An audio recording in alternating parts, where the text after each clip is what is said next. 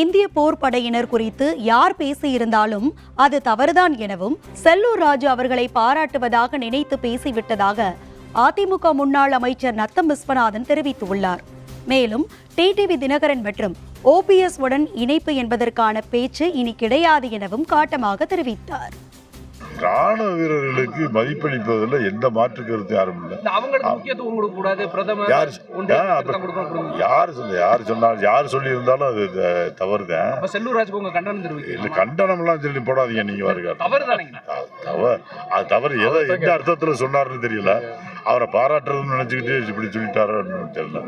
ராணுவ வீரர்களுக்கு அனைவரும் நன்றி கடன் விட்டவர்கள். நம்ம நாட்டு மக்கள் பூராமே நன்றி கடன். அவங்களை எவ்வளவு பாராட்டணும், எவ்வளவு இது பண்ணணும், அதில் யாருக்கும் மாற்றுக்கிறது இல்லை. அது கூட அவர் எந்த நோக்கம், அவர் யாரும் அவங்களை குறைச்சி மதிப்பிடுறதுக்காக சொல்லியிருக்க மாட்டார். அவரையும் பாராட்டுறோம்னு நினைச்சுட்டு அப்படி சொல்லியிருப்பார். இல்லை, அது பேச்சே கிடையாது. நமக்கு அந்த பேச்சு இல்லை. இந்திய அண்ணா திராவிட முன்னேற்ற கழகத்தின் தலைமையிலான வெற்றி கூட்டணி அமைஞ்சிருக்கு. இன்னும் பல கட்சிகள் அதில் சேரும். அந்த கூட்டணி நிச்சயமாக வெற்றிகரமான கூட்டணி